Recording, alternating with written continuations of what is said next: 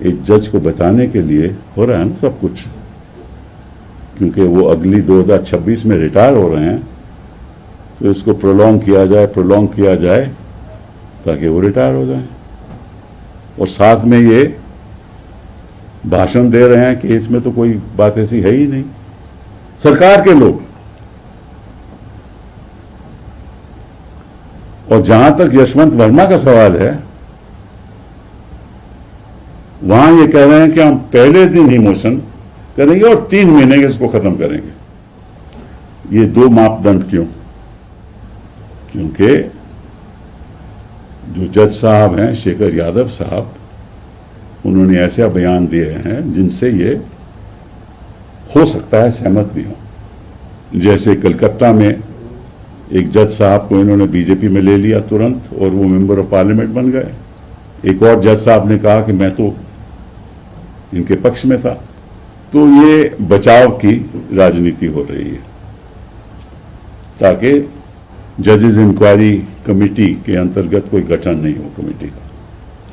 अब इससे भी ज्यादा इंपॉर्टेंट बात अब मैं आपसे करना चाहता हूं जो बहुत ही सीरियस है, वो है कि आपको बता दूं मैं कि under article 124 of the constitution अगर 50 मेंबर राज्यसभा के और या 100 मेंबर लोकसभा के कोई मोशन ऐसी साइन करें और वो प्रेजेंट करें, या चाहे लोकसभा सेक्रेटेरिएट को या राज्यसभा सेक्रेटेरिएट को,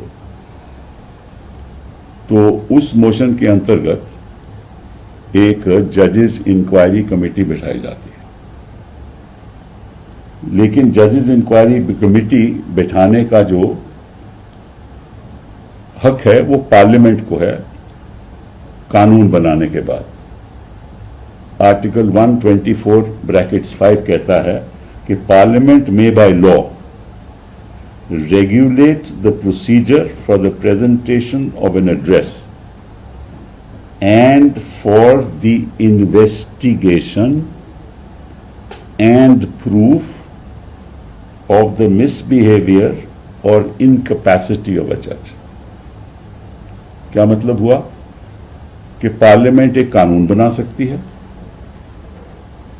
और कानून के अंतर्गत किस तरह से इन्वेस्टिगेशन होगी और इन्वेस्टिगेशन के बाद निर्णय दिया जाएगा कि ये प्रूव्ड मिसबिहेवियर है, फिर जज को रिमूव किया जाएगा। लेकिन उसकी 2 कंडीशन है कि पार्लियामेंट में लोकसभा भी बैठेगी, राज्यसभा भी बैठेगी, एक ही सेशन में होगा और बहुमत द्वारा पारित किया जाएगा।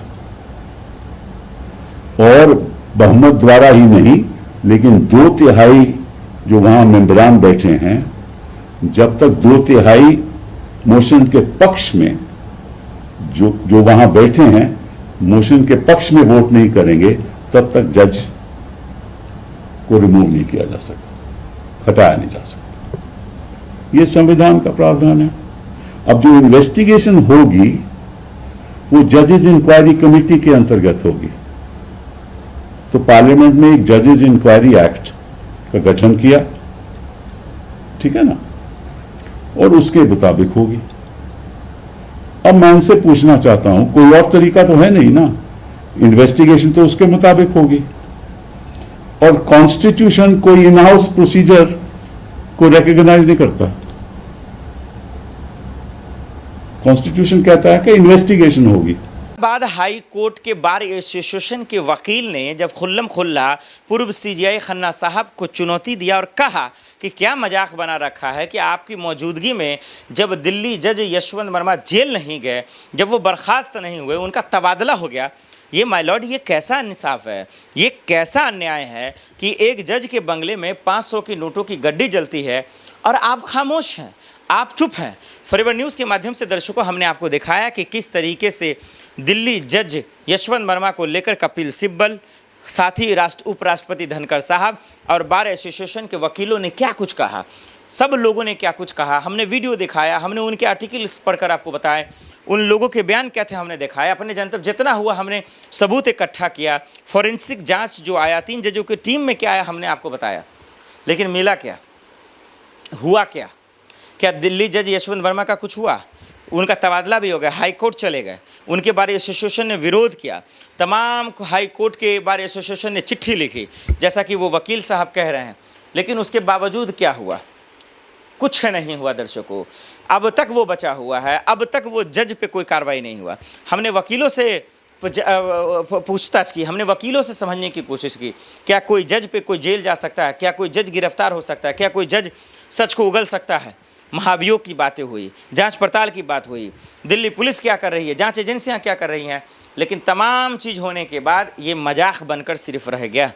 आज हम इस वीडियो में आपको बता सकते हैं कि सीजेआई गवाई साहब को क्या करना है या क्या कर सकते हैं। हम आपको बता सकते हैं कि कपिल सिब्बल जो कह रहे हैं, क्या वो जेन्युइन बात कह रहे हैं या एक मजाक है? महमूद पराचा साहब जो कह रहे हैं वो क्या बातें हैं?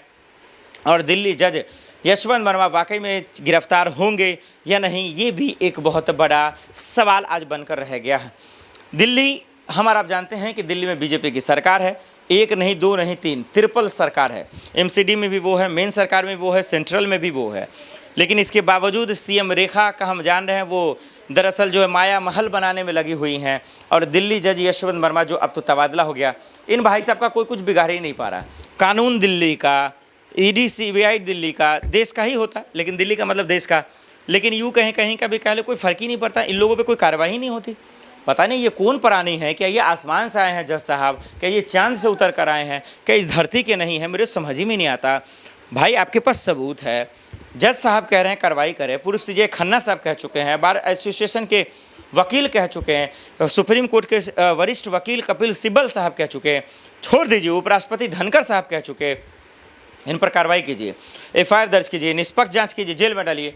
कोई कुछ बोल ही नहीं रहा, कोई कुछ हो ही नहीं रहा। क्या ये ढीठ हैं? क्या यशवंत वर्मा साहब तोप हैं?